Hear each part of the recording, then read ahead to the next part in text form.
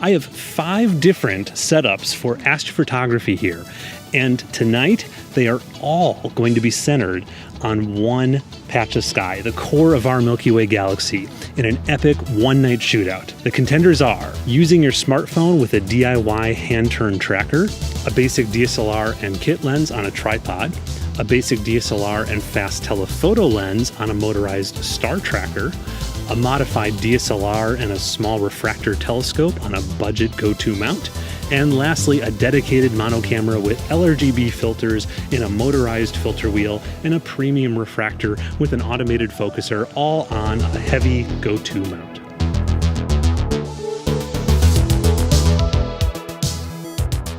Welcome, my name is Nico Carver, and I'm interested in helping people explore this wonderful hobby we call astrophotography, which simply means photographing the night sky. Tonight, I'll show you some different approaches to astrophotography in terms of the gear that you may choose to use to shoot the night sky. And I'll walk through how each system works, how you set each one up to get the best results possible. And of course, we're going to compare the final images that I've produced with each kit all in one night. This is a shootout in the sense that the other night I shot the same patch of sky with each kit, but it's by no means a scientific test, as the systems are just too different in nature to try to closely match settings.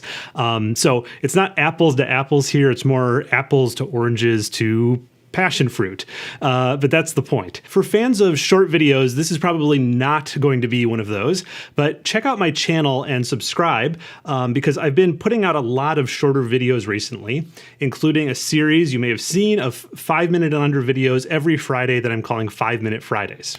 First off, I want to give a huge thank you to High Point Scientific, which is a great online store for all things astronomy and astrophotography. They have telescopes, mounts, cameras, accessories, really everything that you'd need to get started. And this is not sponsored by them, meaning that no money is exchanged hands, but at my request, High Point Scientific did lend me the Skywatcher EQM35 mount and the Apertura 72mm refractor, which came with a matching field flattener. And this is a huge help because going forward with this channel, I can't afford to buy everything that I want to review and show you in these videos. But that said, everything else in this video are things that I've personally bought over the years. I really have way too much stuff, but I can always do more giveaways.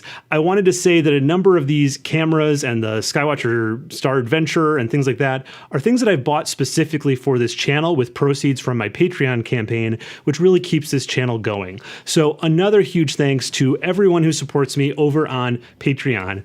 It's patreon.com/nebulaphotos. And if you're interested, it starts at just $1 per month, and there's tons of benefits in joining my community over on Patreon, including participation in imaging challenges, exclusive giveaways, exclusive channels on my Discord server, Zoom chats, all kinds of stuff. The first kit we're looking at here may look a little bit strange if you're new to amateur astrophotography or new to my channel. This is a device that I built to manually track the night sky. It costs about $30 in parts to make the tracker. And if you're interested in building it, I have a video for that, of course. I'll link it in the right corner here and also in the video description. The rest of the $100 for this kit is used for buying a sturdy tripod that I got, you could get used, and a clamp for your smartphone. I'm not including the cost of the smartphone itself because I'm guessing most people have access to a phone or some kind of camera. Another thing I want to point out with this kit is I call it the DIYer because my thinking with this one is just, trying to get the most out of things you have around the house or can build for pretty cheap, which is why I don't include the cost of the smartphone itself. Because the point is really just use any camera you can get your hands on, whether it's in a smartphone or a point and shoot or whatever it is, and put it on top of this barn door tracker. And with any of these cameras, including the smartphone, it's worth seeing if the camera shoots in RAW format and use that rather than JPEG, if that's an option. If it only shoots JPEG, that's okay too for this. Just make sure you pick the highest quality JPEG option. Let's now go through the steps of setting up the DIYer. Thank you to Maggie so much for assisting with the B-roll here. So we start by putting the tripod on solid ground and pointing it roughly north or south if you're in the southern hemisphere. And then we put the barn door tracker on, make sure it's securely attached. And then the same thing, we put our phone or whatever camera you're using on top of the barn door tracker. Then comes polar alignment. In the northern hemisphere, a cheap way to do this is just with a basic sighting device, like a little straw. I'm using a metal drinking straw here, and we just need to line up the pole star, which is Polaris, which is pretty close to the North Celestial Pole. Okay, then after we're polar aligned, we're just going to take the phone, point it at the center of the Milky Way, work out some of the settings here in the camera app. The app that comes on my Huawei phone is very good for giving me pretty much full control over the settings in pro mode. But if your native camera app isn't very good, just check out your app store or the Google Play Store, as there are a number of alternative apps these days. I've heard about Nightcap Camera for iOS and Deep Sky Camera for Android are two really good apps I've heard. Okay, let's talk about the pros and cons of this kit. The pros are it's inexpensive, especially if you're using a camera you already have around, like a smartphone. It's very quick to set up. It's pretty lightweight. The cons are you're limited to very wide field, both due to how the tracker works, but also just if you're using a smartphone, it probably only has like wide angle lenses. Another con, and sort of a big one for me actually, is that it can get sort of tiring and boring because you're manually moving the clock wheel for the entire time.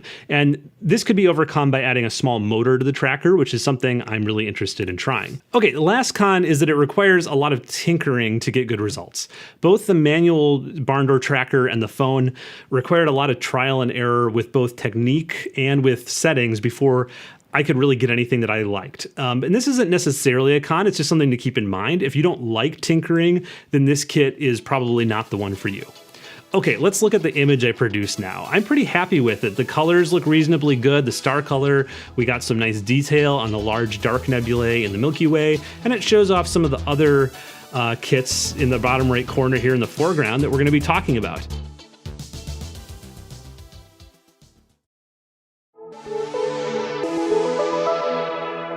This next kit I love just because of how simple it is, hence the nickname I picked for it, the Keepin It Simple.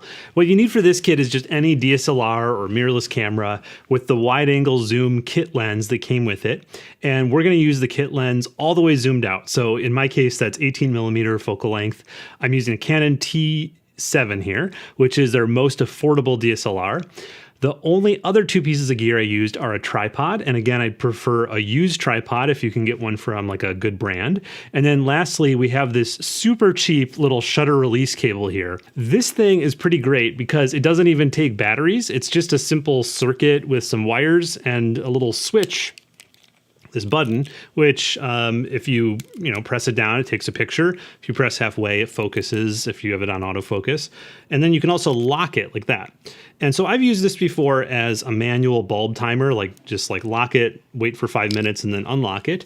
But a commenter on an older video of mine pointed out that you can just put a DSLR on continuous shooting mode and then lock the switch, and the camera will continuously keep taking photos until you either unlock the switch or the battery runs out or your memory card fills. And I love this because it's simple and it does exactly what I want and nothing more. And I don't have to worry about what does interval versus delay mean or that kind of thing. And it's also cheaper than an intervalometer. I don't have to worry about batteries since it doesn't take any. So the only time I still use an intervalometer is if I'm taking pictures longer than 30 seconds each. And that usually only comes up once you add tracking, which we'll get to next.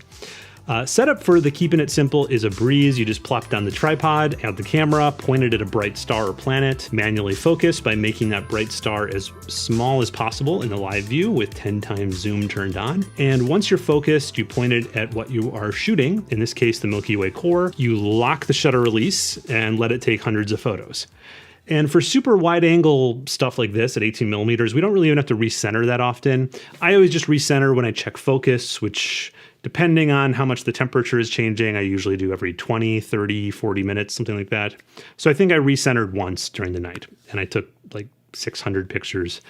The settings were ISO 3200, 10 seconds exposure, lens wide open at f3.5. The reason I went to 10 seconds, even though that was a little bit past what the MPF rule suggested, is f3.5 is a little bit slower than I'm usually at. So I wanted to get as much light in as I could to bring down the noise. Here are what I see as the pros and cons of this setup. The pros are it's very simple and it's pretty low effort. The setup time is just very fast. You just need to focus, point it Milky Way, start snapping away.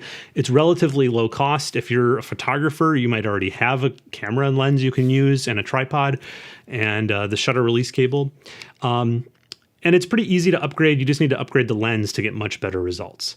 Now, speaking of the results, I'd say that's the only con, is that the results aren't like super great. They're not that much better than the DIYer where we had the barn door tracker. But the reason is, I think, because the kit lens is just a little bit soft. So you could consider a lens upgrade to get better performance. You know, if you want to throw money at it, or if you're a tinkerer, you could combine this kit with the DIYer. So if you have a DSLR, you can put that on the barn door tracker. For $30, you have tracking, and that's going to give you better results too. Anyways, let's get to the final image. This is the final stacked image that I made with the kit. The kit lens is, you can see, really bloats the blue stars. Some people actually, I think, find this pretty. I think that it is okay. It makes them a little bit overpowering though. But all in all, you know, it's a nice picture of the Milky Way core. And I think shows a little bit more detail than the smartphone shot. Okay, the name of this one is, of course, a little bit, you know, tongue-in-cheek. But it's true that many people who go as far as getting a small star tracker like the Skywatcher Star Adventure, I found, get really hooked on astrophotography because they realize how fun it is. And so then they spend a lot more eventually to get the full go-to mount and telescope, which is what we'll cover next. But the gateway drug is a very capable kit that opens you up to many new possibilities, since the Star Adventure can track the night sky with not just a wide angle lens, but a telephoto lens. And in this case, I'm using a prime telephoto called the Rokinon 135 f2, which is a great value for astrophotography. I got mine for $450 when it was on sale. They go on sale frequently. And the reason it's a great value is because it's pretty sharp, wide open at f2. It's pretty amazing. The Bahtinov mask and the USB dew heater strip are optional, but they don't really add too much to the cost, especially if, like me, you can 3D print your Bahtinov mask from a friend or a library. The Bahtinov mask, if you're unfamiliar, is a focusing aid that works well with telephoto lenses and with telescopes. And you just point it at a bright star, and you line up the central line with this X pattern that the star forms when you put the mask on. You have to remember to take the mask back off, but then you have perfect focus. The dew heater is to keep the lens from fogging up. Really, we could use this on any of the kits, but I'm just, with this kit, since we're like a little bit more advanced, I think you probably should get the dew heater, especially if you are in a place with high humidity, or if you're going to be pointing the lens more up. If the lens is pretty perpendicular, then the lens hood usually can prevent most dew from falling on the glass. But in the summer, I do recommend a dew heater. This setup is a little bit more involved. We need to get everything securely attached. The Star Adventure goes directly on the tripod legs, and then we put this thing called the declination bracket in the clamp on the Star Adventure. Finally, the camera and the lens go on top of that. Then we need to make sure that it's balanced between the camera and the counterweight. This is so we don't put too much stress on the gears, which are turning everything. After that's done, we look through a tiny little telescope built into the tracker called a polar alignment scope. And this is how we line it up with the North Celestial Pole or the South Celestial Pole. With polar alignment done, we then turn to focusing the main lens. And this time, like I said, if you have a Bahtinov mask, you can use one. If not, just make the stars as small as possible. We then point the telescope at our target. Unlike the previous two kits, we now need to do a bit more of a precision pointing because to get it framed up how we want. Because we're not just pointing at the Milky Way, we want to point at the really interesting part, which for me is the lagoon and Trifid right in the center there. And so this can be frustrating to know how to point and how to find things in the night sky. It's a learning process. It takes many nights. But I do have a video on some tips to use technology to help you out a little bit. But don't expect to be great at it right away. Okay, with all of that done, we've taken a test shot. We know we're pointed correctly. We're in focus. We then turn on tracking on the Star Adventurer, program the intervalometer to take, let's say, 100 shots.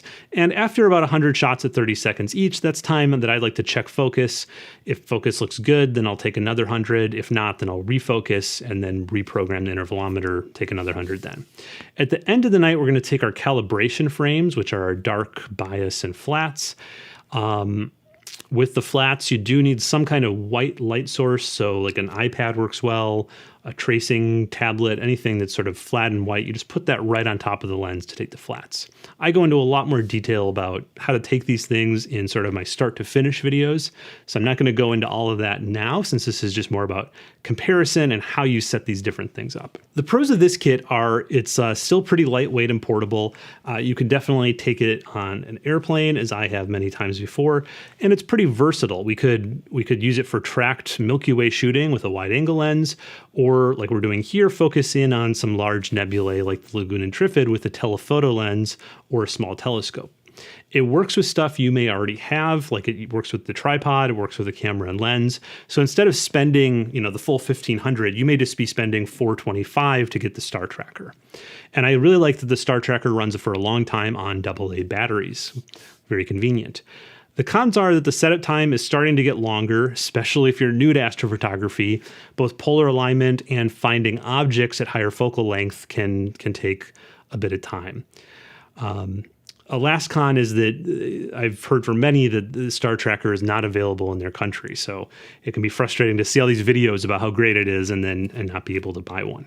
Okay, let's look at what I produced with this setup. This was 300 lights at 30 seconds each, so about 2.5 hours total. I shot at ISO 3200 with the Rokinon wide open at f2. As I said earlier, I did get the calibration frames with this one, so 50 each of darks, bias, and flats. And you can see we got some great detail on the Lagoon and Trifid nebulae here, as well as the star field.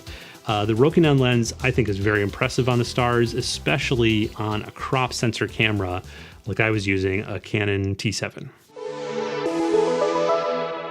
This mounted telescope for this kit, the Gettin Serious, were lent to me by the fine folks at High Point Scientific. And so this was only my second night shooting with this mounted telescope. I did a brief test a couple nights before to make sure it was all working okay, which it was. And then this was my first real experience shooting with it.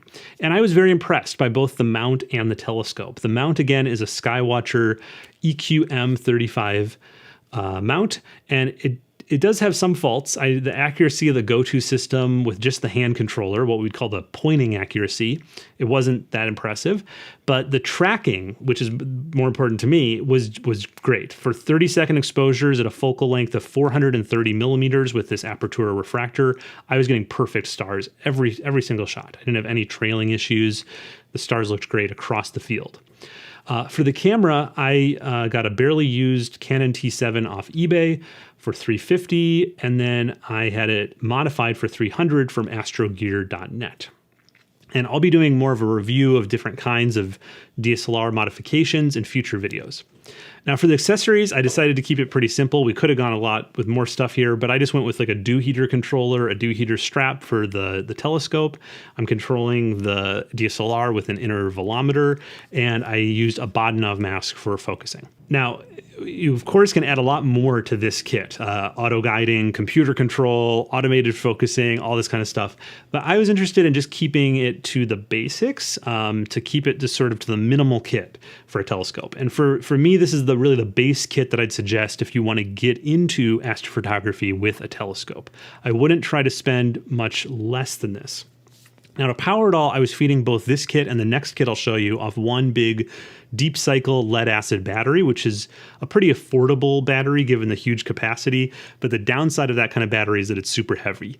The truth is though, I would never really consider this a portable kit. You really need a car to bring all this stuff to a dark site. So you couldn't hike with this. Just the tripod is huge.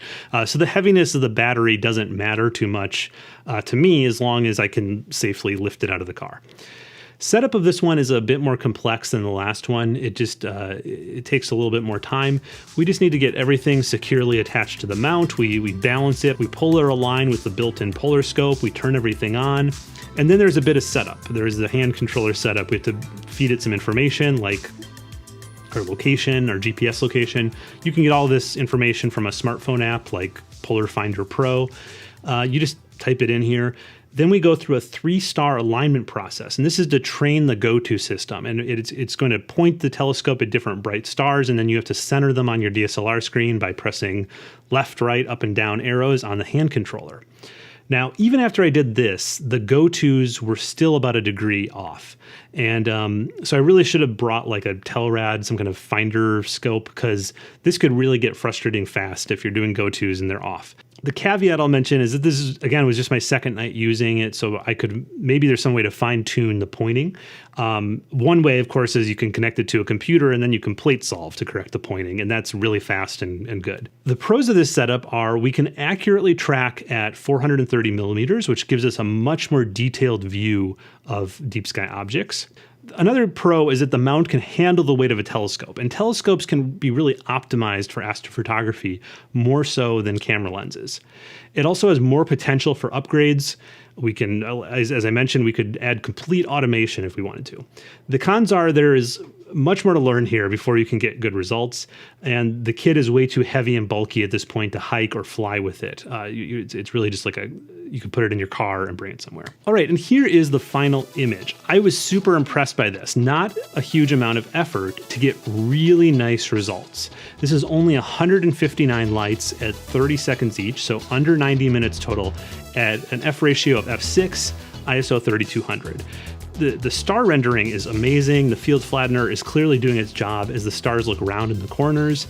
It's amazing to me that the whole telescope and field flattener is only $700 if you get them as a set, because these stars look near perfect. I didn't see any excessive star bloat or color fringing. So I think this is going to be really hard to beat, but let's see if the next kit can do it. This is my personal kit that I've been slowly adding to and upgrading parts over the years. At this point, almost everything in it has been upgraded at least once, and that's how I can afford something like this. I've never had this much money all at once, but I just save up for one new upgrade or thing at a time. Like if I want a new telescope, I can then offset the cost a bit by selling my old one. So to step through this, the EQ6R mount you may have heard of, because it's just a tremendous value at around $1,600 for a mount that will reliably hold like 30 plus pounds and has reasonably good and reliable pointing and tracking. The camera I'm using, I also love. It's relatively new to me, but so far so good. The QHY268M, it's a mono camera, meaning I need filters in front of it, and I use 2-inch filters from Aunt Leah and a QHY 7-position filter wheel. I have LRGB and the 3 main narrowband filters being sulfur, oxygen, and hydrogen alpha. For guiding, I use an off-axis guider with the ZWO ASI 290 Mini. The telescope is a Stellarvue SVQ86 that they only made a very limited run of in 2018, so I'm very happy to have gotten one because I love it. It has an aperture of 86 millimeters, focal length of 464, so that makes it a focal ratio of 5.4. And then I have a bunch of accessories. The main ones are I have an Optec autofocus system, a Pegasus Pocket power box for power and dew heater stuff, and then a QHY Polemaster for its computer-assisted polar alignment. The setup of this one is actually not too bad because I've really refined it over the years and keep most things connected to the top of the telescope. So I can just plop the whole thing on, connect a few wires, balance it, and then basically the rest of the setup is on the laptop. I have a whole video on how I do this kind of setup. It might need updating because I made it a few years ago now, but most of it I think is still how I do it. It's still good information. I still use all the same programs I used then, like EQ Mod, Cart2CL, PhD2, Polemaster, and Sequence Generator Pro. I'm not going to go deep into the software stuff, but I'll just say that there are so many options for software that control your gear that it can be a little bit overwhelming if you're a beginner. But I just suggest trying things out, seeing if you like them. Don't feel pressured to use something just because someone else does or something like that. Use whatever makes sense to you. For me, once I've learned a process that is giving me good data, I don't really feel the need to change unless I have to for some reason.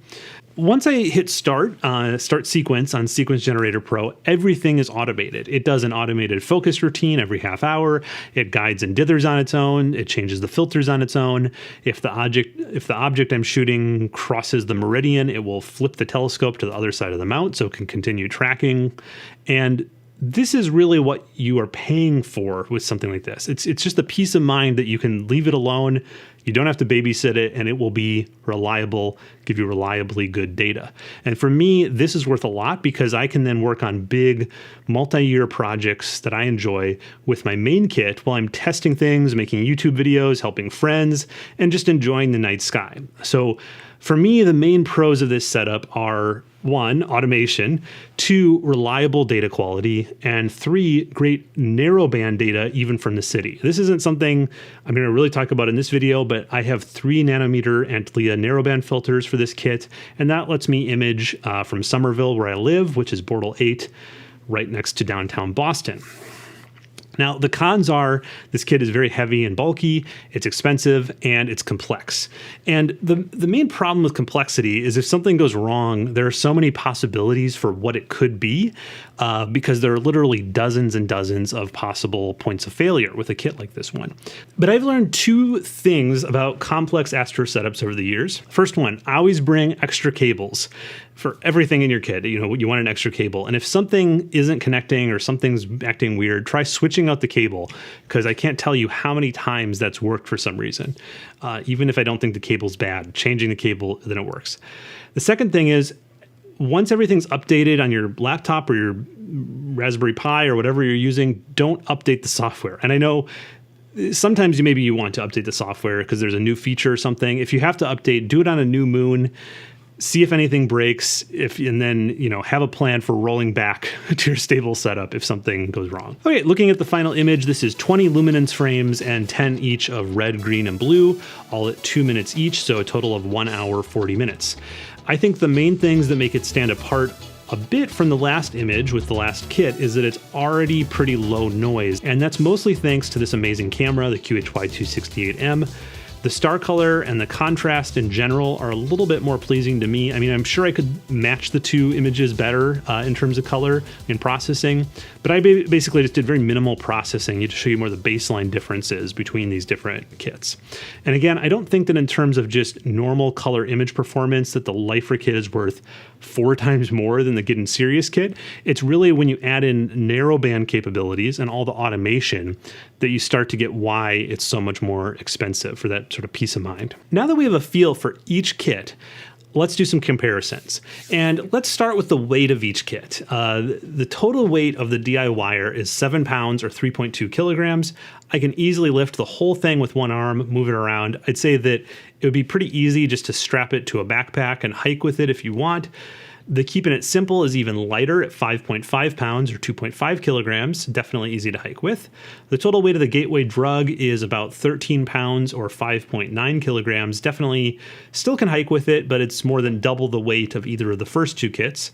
And the total weight of the Gettin Serious kit is 31.2 pounds or 14.2 kilograms, and this is without the lead acid battery I used to power it, which alone weighs 59 pounds or 26.8 kilograms. This is the kind of setup where I don't want to move it and any further than I have to. The reason I separated the battery out from the total weight is because if the weight of the battery was a concern, you could definitely get a lighter battery. The big lithium batteries are still substantially more expensive than a lead acid, but I think the prices have been falling a bit in recent years, and the lithium batteries will be much, much lighter, like around 10 pounds. The total weight of the Lifer is 103 pounds or 46.7 kilograms, and that's without the lead acid battery, which again is an additional 59 pounds. So why a 3 times increase in weight from the Gettin Serious? Well, the main thing is the EQ6R is a good reliable mount, partly because they just make it super heavy. The mount head alone is like 40 pounds. The tripod is 15 or 16 pounds. And then you have 22 pounds of counterweights. And so before we even add my tricked out telescope, we're at about 77 pounds with the EQ6R. The good thing about it being so heavy is that makes it more resistant to things like wind and vibration, which can easily ruin astrophotos. But the downside of it being heavy is that it's quite the pain to move it around. I live on a 3rd floor apartment, so bringing all this stuff down and up to the car every night I want to image is a bit of a pain. Another comparison that I find interesting is, from the moment that you start taking the kit out of the car till when you start taking images of the night sky is all what I'd call setup time. So we're going to compare the setup times that I recorded for each kit. The DIYer required little setup. It was just sort of putting the tracker on the phone on the tripod, very roughly polar aligning, aiming the phone at the Milky Way, finding focus. So with practice, the total for me is down to 8 minutes with that kit. With all these numbers, keep in mind that I've practiced. I'm an experienced astrophotographer, so starting out, don't try to match these. It's really just a point of comparison between the different kits. The Keepin It Simple required nothing but focus and pointing the camera at the Milky Way, so it only took me 3 minutes to set up. The Gateway Drug required putting it together, balancing, polar alignment, focusing, finding your target. And finding the target was a bit hard the other night because I forgot all kinds of finder devices. So it took me 28 minutes. But I think if I had remembered a finder device, I could have brought that down to 20 minutes. The Gettin Serious kit required putting it together, balancing, polar aligning, setting up the hand controller, performing a 3-star alignment, and then going to the Lagoon Nebula, but finding that it was off, so then having to really find it, and then focusing. In total, it took me 35 minutes.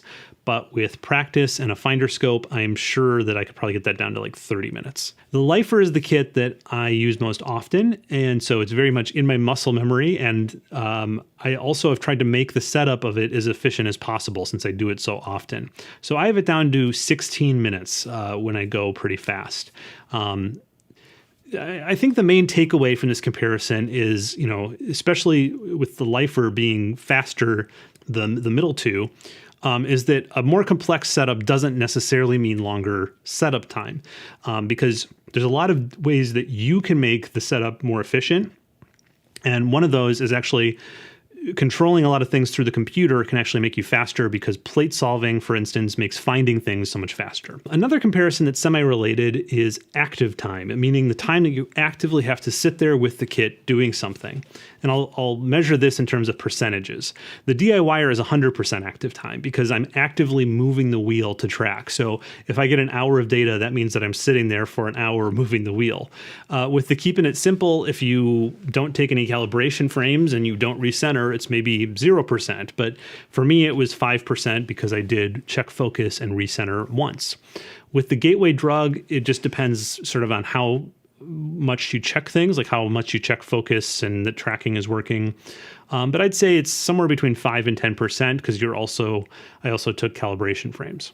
It's the same exact thing with the Gettin Serious. 5 to 10%, something like that. I should point out though that with neither setup did I feel the need to manually do a meridian flip and then recenter and all that because it didn't look like there was any danger of running into the tripod legs. So I didn't do a meridian flip. But if I had, that probably would have added to the active time. It probably would have climbed above 10% with either setup. With the Lifer, as I've mentioned, everything is automated, focusing, blah, blah, blah. So the active time is 0%. And you might be wondering, well, what about calibration frames? I do those at home with the Lifer because everything stays connected, so I can even do flats at home. So there's, after I get it set up, it's all passive. I don't have to worry about it with that kit. Okay, we've made it to the final comparison, which is just the actual images themselves that I took with each kit. I'll quickly show each one full screen, and then we can look at some crops. I didn't really try to have any kind of consistent workflow in processing here. I just made them look as best as they could with simple processing techniques like curves and saturation after I stacked.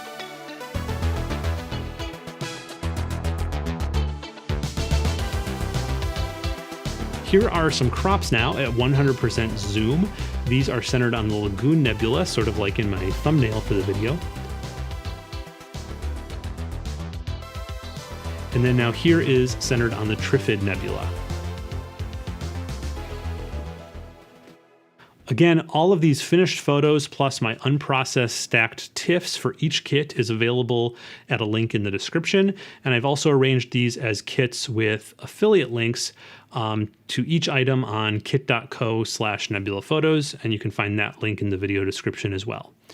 Hope this was helpful to you all out there. Since this is a long video, you're now seeing the names of all my Patreon supporters. If you want to be in the credits to any long video like this, you can sign up over on patreon.com/nebulaphotos.